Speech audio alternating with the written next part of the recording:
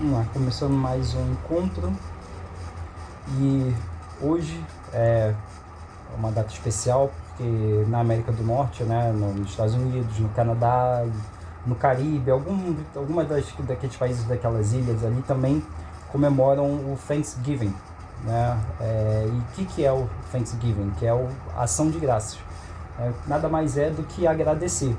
E essa data ela começou, né, após as colheitas, justamente o que acontecia, os agricultores eles plantavam, eles tinham uma colheita e aí eles agradeciam, né, pela fartura da produção agrícola.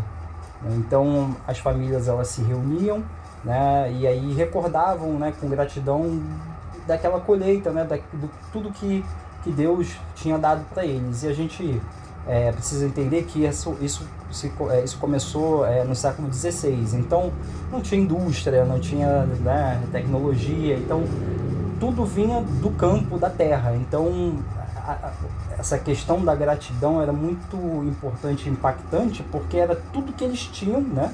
Tudo que não só para alimento próprio, né? Para ser se sustentar, mas também, né, o seu comércio, as pessoas vendiam a produção. Então o sustento de subsistência, né, a alimentação daquela família e a questão financeira estavam ligadas diretamente à colheita, né, à produção agrícola. Então por isso que eles sentavam, se reuniam e agradeciam. E é curioso porque, apesar de hoje ter um certo cunho religioso, essa data ela não está associada a nenhum tipo de religião, né? E ela se popularizou ao passar do tempo, né? E como falei, ela começou no século XVI em Massachusetts, né? Onde esses habitantes, esses agricultores, eles se reuniam e faziam uma festa, né, para comemorar a colheita dos alimentos daquele ano, né? Por quê? Porque naquela região ali de Massachusetts, da Nova Inglaterra, ali de Boston, é uma região muito fria, então eles passaram por invernos muito rigorosos, né? Então toda vez que eles tinham uma boa colheita, eles tinham essa questão do agradecimento, né? Principalmente. E isso começou em 1620 e aí os peregrinos os fundadores dessa vila começaram a festejar, e aí em 21, né, 1621, eles fizeram de novo, e a partir desse momento começou a ter o nome de Festa do Outono, né? E aí entre os colonos, né, ingleses e norte-americanos, né, e eles passavam a comemorar, e isso foi se perpetuando até hoje, né? Então, o que é o Thanksgiving? Nada mais é do que um ato de gratidão. Então, a mensagem de hoje é gratidão. E o que é gratidão, né? Gratidão é o sentimento que a gente tem, né, que a gente sente, né, a pessoa sente ao estimar um favor, um benefício que tenha sido feito ou concedido a alguém, né? Quando a gente faz algo por alguém, ou quando alguém faz algo por nós, a gente tem intrínseco em nós esse sentimento de gratidão. E o que é isso, né? Toda vez que, né, a gente é o agente ou a gente sofre esse tipo de benefício ou de favor, a gente tem esse desejo de retribuir, né, de corresponder àquilo que foi feito por nós. E na vertente cristã, né, quando a gente traz a gratidão, que essa é a definição de gratidão no dia a dia, mas quando a gente traz a gratidão para a esfera bíblica, né, na esfera cristã, né, a gratidão ela deixa de ser apenas um sentimento e passa a ser uma postura espiritual. Então ser grato, né, para quem é cristão, para quem acredita em Deus, nada mais é do que você reconhecer quem Deus é e o que Ele faz e o que Ele já fez, né?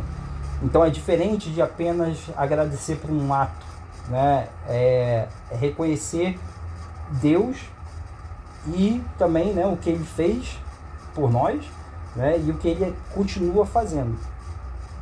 Então um coração que é agradecido, uma pessoa que tem um coração agradecido, ele vive em paz, né? Ele vê milagres e ele permanece firme nas lutas. Por quê? Por esse reconhecimento de Deus. Então supõe que aquela pessoa ela tem fé, que ela acredita em Deus. Então, tendo fé, acreditando em Deus e tendo esse coração grato, se aproximando cada vez mais de Deus, ela potencialmente, ela com certeza ela viverá mais em paz, porque ela entrega tudo que ela tem e tudo que ela é e a vida dela toda a Deus. Então ela, né, Deus diz que nós somos mais do que vencedores em Cristo Jesus. Então ela, se ela entrega, ela vive em paz, ela vê milagres porque ela está ali com o Senhor caminhando junto, né? E ela permanece firme porque ela sabe que é o Senhor que irá lutar, batalhar as lutas que ela passa no dia a dia. Então a gratidão, né, nessa esfera bíblica, ela não depende das circunstâncias, ela não depende do cenário. O que isso quer dizer? Não depende do que acontece comigo ou deixa de acontecer, né? Ela depende do quê? De quem Deus é, e isso é imutável, né? Ele foi, ele é e ele vai continuar sendo, né? Então essa questão quando a gente liga a gratidão à questão das circunstâncias, quer dizer que ela pode ser mutável, né? Eu posso ser, em algum momento da minha vida, eu posso ser um pouco mais grato, ou menos grato, ou até ingrato, né? Porque vai depender do que está acontecendo comigo, do que está acontecendo ao meu redor, né? Mas quando eu coloco a gratidão baseada em Deus, e como Ele é imutável, soberano, essa gratidão ela não vai mudar, né? É uma coisa constante. E quando a gente entende, né, o sacrifício que Jesus fez, né, na cruz, e essa entrega de Deus do seu único Filho, né, a gente já percebe que muito já foi feito por nós. E lembra quando eu falei, né, que a gratidão é o sentimento que a gente estima, né, por alguém ter feito algo, né, por nós. E quando a gente percebe, né, nessa esfera cristã, que esse algo foi Deus entregando seu próprio Filho, né, para que a gente não pereça, mas que a gente tenha vida eterna, né, através dele, isso já foi muito que foi feito por nós, mesmo a gente não merecendo. E aí, trazendo aquele versículo, acho que talvez o mais conhecido da Bíblia, que é João 3,16, eu quero acrescentar o 17, a gente vai ver que essa vinda de Jesus para nós, né, ele não veio como juiz, que muitos, né, falam, não, Jesus veio como juiz, porque ele condenou isso, que ele condenou aquilo. Mas não, essa vinda de Jesus, ele não veio como juiz, ele veio como Salvador, né? E a gente vê isso nesses dois versículos, que diz, né, porque Deus amou tanto ao mundo, que ele deu o seu único Filho, né, para que todo o que nele crê não pereça, mas tenha vida eterna. E o 17 diz, porque Deus não enviou o seu Filho ao mundo para condenar o mundo, mas para que o mundo possa ser salvo através dele. Então está bem claro aqui, né? Eu acho muito lindo, assim, esse é um versículo muito bonito, e muitas vezes as pessoas não entendem a profundidade desse versículo, porque ele diz que Deus amou tanto o mundo. E que mundo era esse? Lembra, né, que quando Adão e Eva caem, né, e o pecado entra no mundo, e eles são expulsos do jardim, eles começam a viver no mundo, e aí as gerações foram passando até que o mundo foi envolto em violência, em pecado. Deus manda o dilúvio e uma nova história começa a ser escrita através a partir de Noé. Mas mesmo assim o mundo continua em pecado, continua sendo um mundo falho, mas é esse mundo que Deus ama, né? Não é um mundo perfeito, porque você amar algo perfeito, algo bom, é muito fácil. Deus ama aqui um mundo que é imperfeito, mas ele amou tanto esse mundo, não os nossos pecados, mas amou tanto o mundo. Que é amar o mundo? Amar nós. Ele amou tanto nós que ele mandou o seu único Filho, né? Então, assim, isso ganha uma dimensão muito grande quando a gente vê isso, né? E aí, quando a gente vai falar em gratidão, como é que você pode ser grato? Ou aqui, quando eu falei que quando a gente começa a sentir essa gratidão, né, a pessoa ela começa a sentir esse desejo de retribuir. Como é que a gente pode retribuir algo, né, dessa magnitude? E um dos papéis, né, de Jesus foi de ser o caminho, como a gente sabe, né, como eu falei, né, veio para nos mostrar, para nos salvar através dele, através do caminho. Então, sem ele, nós estaríamos o quê? Condenados ao inferno, porque todos nós pecamos, como está escrito em Romanos 3, 23 e 24, porque todos pecaram e foram destituídos estão da glória de Deus, sendo justificados gratuitamente pela sua graça, pela redenção que há em Cristo Jesus. Então, como falei, nós vivemos num mundo caído, marcado pelo pecado, né? E esse mundo marcado pelo pecado, ele sofre por diversas doenças. E uma dessas doenças desse mundo caído que a gente vive é justamente a ingratidão. E o que é a ingratidão? Né?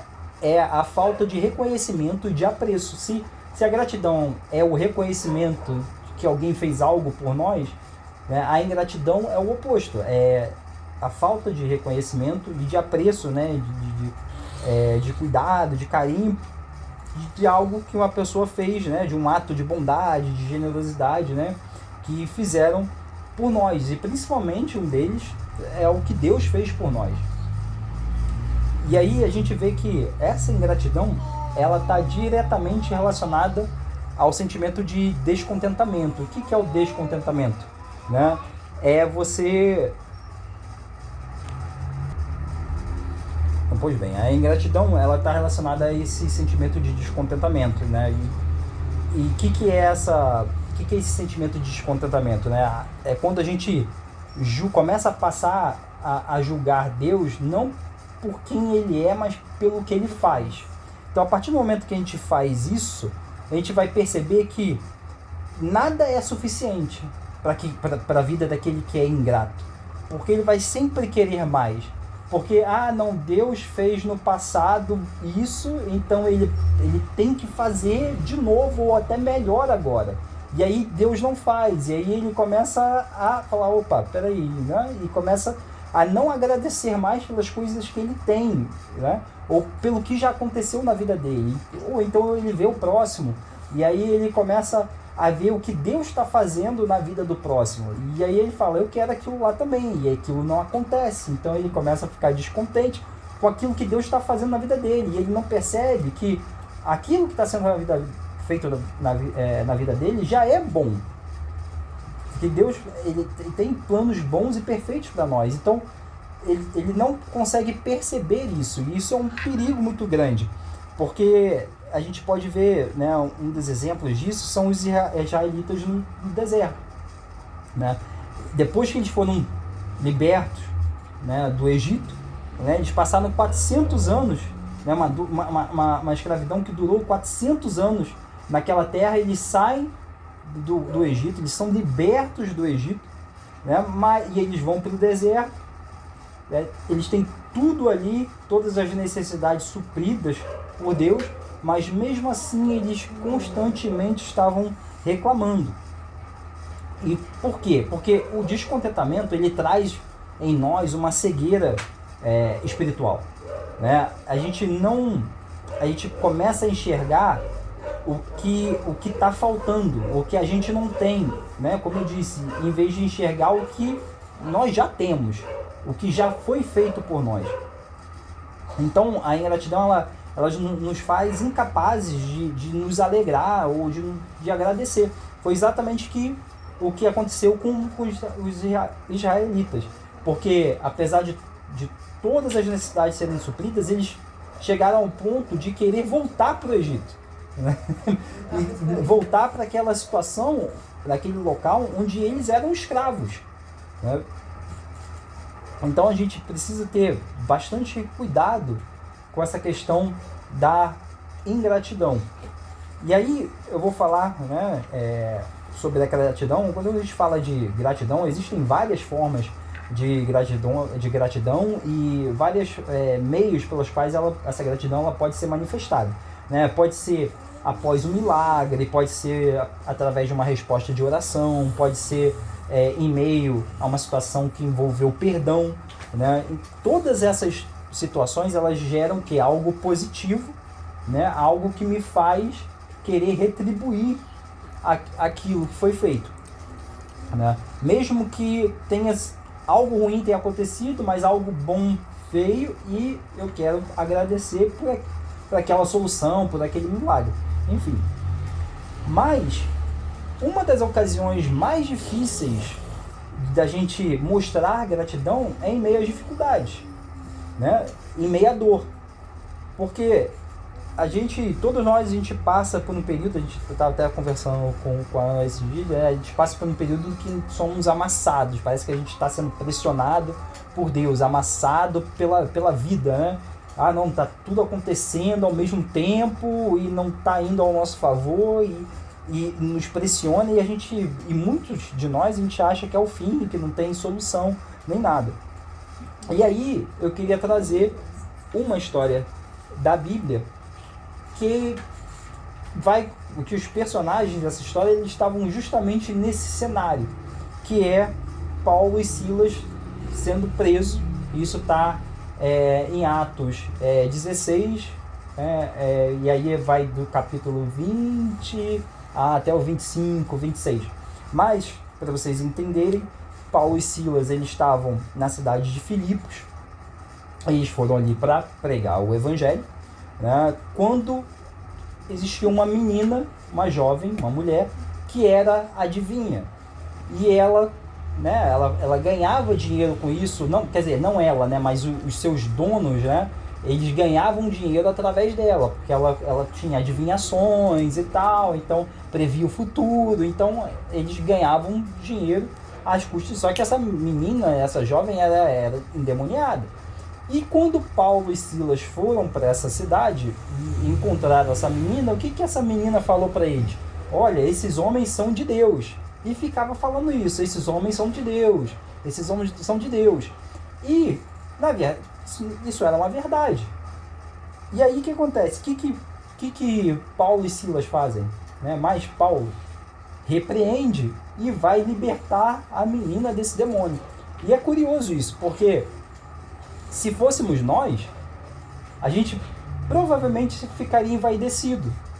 Porque é o que acontece hoje em dia. Quando a gente chega para alguém e fala assim, essa pessoa é de Deus, a pessoa se sente envaidecida. Aquilo mexe no seu orgulho, no seu ego, né?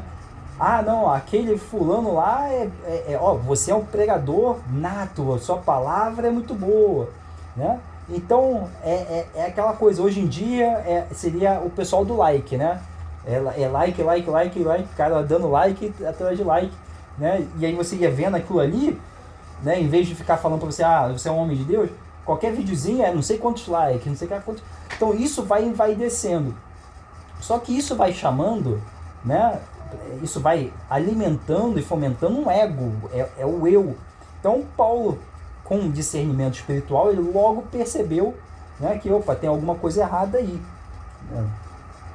E é muito interessante as armas do inimigo, né? Porque em outras situações, né, fica muito visível a presença de Satanás ali, de demônio ali, né? Se você for ver em outras passagens da Bíblia, você pode ver situações que é muito claro que existe algo de errado ali, né? E aqui não, o inimigo, ele faz o quê? Ele começa a falar a verdade.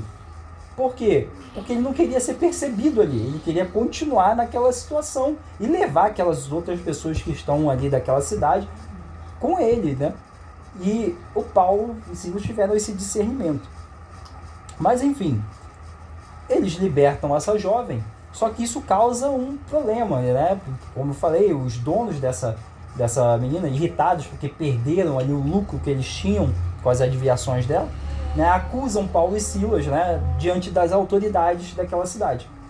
E aí, mesmo Paulo e Silas sendo romanos, eles tinham todo o direito a serem presos e serem depois julgados, porque eles eram romanos. Eles são tratados como se eles fossem uma pessoa, um gentil, uma pessoa do exterior, né, comum. Então eles são presos injustamente, eles são espancados, eles são jogados, diz, né, a Bíblia, que eles são jogados na parte mais interna, né, mais segura da prisão, com os pés presos num tronco. Mas mesmo assim, em vez de murmurar e de reclamar, eles escolhem a fazer o quê? Agradecer e louvar a Deus. Por que eles fazem isso? Porque Paulo e Silas, quando eles se veem nessa situação, eles se lembram de um homem.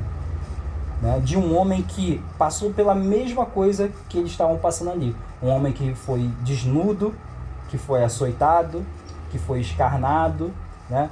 Um homem que teve seus pés pregados, né? Não no tronco, mas na cruz. Tudo que aconteceu com Cristo estava acontecendo ali com Paulo e com Silas. E eles perceberam isso, né? Então eles tomaram uma decisão. Eles precisavam tomar uma decisão nesse momento e a vida vai, muitas vezes, nos colocar nessa situação onde precisamos nos posicionar. E eles se posicionaram. Qual era a escolha que eles tinham? Eles podiam muito bem, né, ficarem presos na tristeza, na raiva, na amargura, né? Mas eles estavam o quê? Completamente livres, apesar de estarem numa prisão, né? Eles perceberam que os momentos de crise, né, revelam quem nós somos, né? São nos momentos de crise, nos momentos de aperto, né? E eles escolheram não serem reféns da situação, das emoções, mas sim da fé que eles tinham.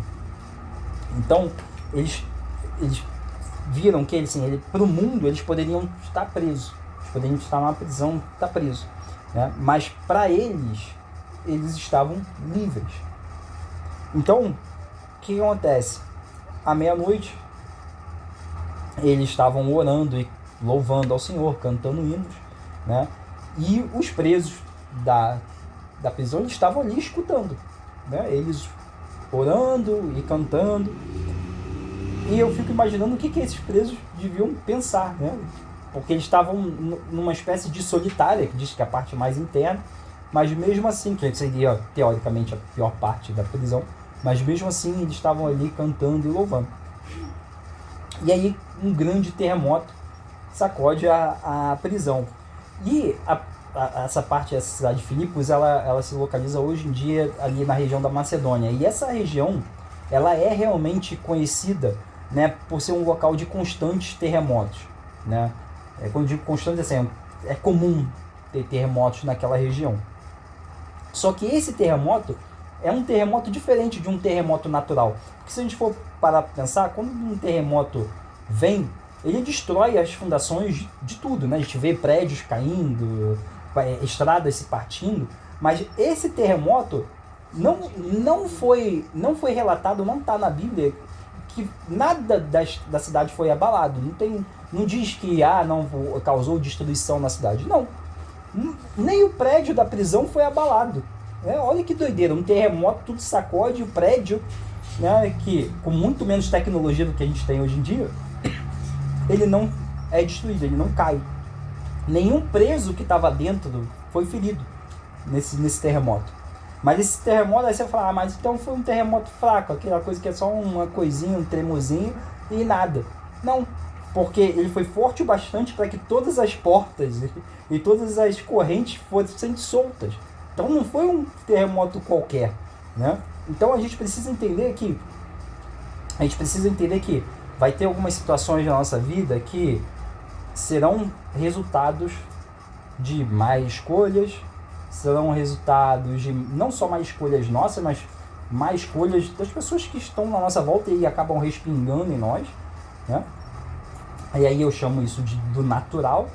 E algumas coisas que acontecem na nossa vida não são de cunho natural, são de cunho espiritual. Alguns terremotos, alguns chacoalhos na nossa vida acontecem não vindos de nós, né, ou resultado de uma ação nossa, mas é plano de Deus. E aí, né, como eu falei, né, o louvor de Paulo e Silas começa a chamar a atenção dos presos. Por que chama a atenção dos presos? Porque quando a gente é grato nos tempos mais difíceis, quando a gente está no tempo de dor, de escassez, a gente chama a atenção daqueles que nos cercam. Por quê? Porque não é uma atitude natural. Não é uma atitude natural. Mas nós não somos seres naturais. Nós não somos seres que nos baseamos no que vemos ou no que ouvimos. Nós somos seres espirituais. Nós nos baseamos na nossa fé. E aí, né, como eu falei no começo, né, o normal é a gente agradecer quando a gente obtém algo. Só que se você for parar para pensar aqui, Paulo e Silas perderam algo. Eles perderam a liberdade deles, a dignidade deles. Eles foram espancados publicamente, enfim. Então eles perderam, né? Mas eles agradeceram por quê? Porque eles viram que a palavra do Senhor estava sendo cumprida na vida deles. Eles sabiam que aquilo ali iria acontecer, né? Então eles viram ali um cumprimento. E aí muitas vezes a gente vê esse cumprimento e a gente não entende, porque a gente está muito preso em nós mesmos, né? Então, o que acontece? Muitas vezes a gente questiona coisas que acontecem na nossa vida e a gente fala, por que isso aconteceu? Um exemplo aqui muito simples, uma pessoa que perde o emprego, né? A pessoa ela questiona e fala, por que eu perdi esse emprego, né? E a gente sempre fica assim, por que eu perdi? Por que eu perdi? Mas a gente não para pensar que é o seguinte, alguém foi empregado no meu lugar. De repente, a minha demissão é Deus abrindo uma porta para o próximo. Porque era o momento daquela pessoa. E aquela pessoa só poderia estar no local que Deus tinha para ela se eu saísse. Então a gente fica nessa... Na hora você não vê isso. Na hora a gente não vê isso. Porque a gente só olha para o nosso umbigo. A gente só olha para o que está acontecendo conosco. Entendeu? E a gente esquece. E aí aqui Paulo e Silas foram presos, estão sofrendo. Mas ninguém pensou nos presos. Né? Paulo e Silas deveriam estar ali. Por quê? Não por causa deles. Não porque Deus foi ingrato na vida deles. Não. Mas é que eles precisavam estar ali para aqueles presos, para aquele carcereiro, né? Então, eles influenciaram tanto aqueles presos ali, que quando as correntes se abriram, as portas se abriram, a gente sabe que eles não correram, eles não fugiram. Isso é uma atitude completamente não natural numa prisão, né? Você está preso ali, tinham presos ali muito mais tempo do que Paulo e Silas, né? A gente não vai saber quanto tempo eles estavam ali, mas provavelmente muito tempo. E aí você vê a oportunidade e você não vai. Por que não vai? Porque ali os presos entenderam que eu não quero a liberdade que o mundo me oferece lá fora, porque eu estava lá. E com aquela liberdade de lá, eu vim parar aqui. Eu quero a liberdade que eles têm, né? Porque mesmo numa situação ruim, eles ainda são livres, se portam como homens livres e sendo gratos, entendeu? E eu quero isso aí. Quem é o Deus que eles servem? Exato. E aí a gente vai ver que, né, a figura aí, a história vai passar para a figura do carcereiro, né, que era o responsável por aqueles presos. Então, se algum daqueles presos fugissem, o carcereiro, ele perdia a vida. Então, ele ali, naquele momento, ele se desesperou, né? Temeu pela própria vida e ele ia se matar, né? Porque ele falou, fugiu, então já era. Então, antes de me matarem, eu vou me matar aqui e é isso. E aí Paulo fala, não faz isso, porque estamos todos aqui, né? E aí o carcereiro, ele fica impressionado com isso, né, com a fé e a atitude daquelas pessoas, e ele pergunta, senhores, o que devo fazer para ser salvo? Né? E aí Paulo responde, crê no Senhor Jesus e será salvo, tu e tua casa. E aí ele leva, né, Paulo e Silas para a casa dele, né, ele lava as feridas dele, né, e aí toda a família, ele, o carcereiro, né, e toda a família dele são batizados, né, e se alegram por ter encontrado essa fé. E aí a gente vê que um ato de gratidão de Paulo e Silas, né, por ter agradecido, e orado e ter cantado louvores, naquela prisão transformou a vida daqueles presos, que a gente não sabe quantos são, mas são presos, então está no plural, são alguns, e transformou a vida do carcereiro, salvou a vida do carcereiro e de toda a sua família. Então a gente tem que parar para pensar que é o seguinte, o que um sentimento de gratidão, né, a nossa postura de gratidão, como eu falei, é uma postura espiritual. O que é essa postura? Quais são as consequências, as repercussões dessa nossa postura, né? Principalmente aqueles que nos cercam. E aqui, Sem falar na geração, né? e aqui essa história a gente vê que assim, o agir de Deus não tem limites, né? Hoje a gente pode influenciar aqueles que estão na nossa casa, aqueles que estão no nosso trabalho. Aqui a gente viu o Senhor influenciando numa prisão, né? Então, numa solitária. Então, a gente vê que assim, não tem limitações para o mover de Deus. E aqui eu vou concluir, né, falando que a gente precisa entender que a nossa vida, ela é uma pregação, e a nossa postura, né, a forma como a gente vive, ela é uma pregação, é um livro aberto, é uma Bíblia aberta, né, e a gente precisa entender que a nossa gratidão é uma arma poderosa, não só contra Satanás, né, mas em favor da conversão daqueles que andam sem direção, que ainda estão perdidos à nossa volta, né? Para aqueles que ainda estão na prisão, como aqueles presos estavam antes de Paulo e Silas chegarem. Então eles estavam, né, Paulo e Silas estavam presos, mas eles eram livres, né? E hoje a gente vê que é um mundo ao contrário. Muitos acham que são livres, mas estão completamente presos, né? Presos no pecado, presos nos vícios, presos nas ambições, preso no próprio ego, orgulho, né? Poder, corrupção. E aí eu trago 1 Tessalonicenses 5,18 que diz: em tudo dai graças, porque esta é a vontade de Deus em Cristo Jesus para convosco. Então, apesar das situações da nossa vida, né, o que acontece conosco, nós somos alcançados pela salvação eterna em Cristo Jesus. E isso supera qualquer problema que a gente possa estar enfrentando nas nossas vidas. Então a gente não deve condicionar a nossa fé, né, ao que está acontecendo, né? Se está tudo bem, eu sou grato. Se as coisas acontecem como eu quero, então eu não sou mais grato, né? Eu começo a reclamar. E aí eu trago de novo, né, o exemplo do povo que vagou no deserto. 40 anos no deserto. Por quê? Porque ali, aquele povo, ele precisava de dois tipos de libertação. A gente pensa geralmente que eles precisam ser libertos, né? Mas ali aconteceram dois tipos de libertação. A libertação do Egito, a libertação do faraó e a libertação do Egito.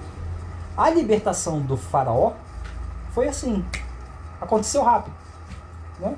O povo se reuniu, Moisés liderou, eles saíram daquela terra, pronto, eles estão livres de faraó. Beleza. E aí, para quem lê a história, vai achar o quê? Bom, aquele povo sofreu, a gente viu, né, que o povo sofreu por 400 anos. E existe uma terra prometida. Então, a lógica é, depois de muito tempo de escravidão, de dor, né, de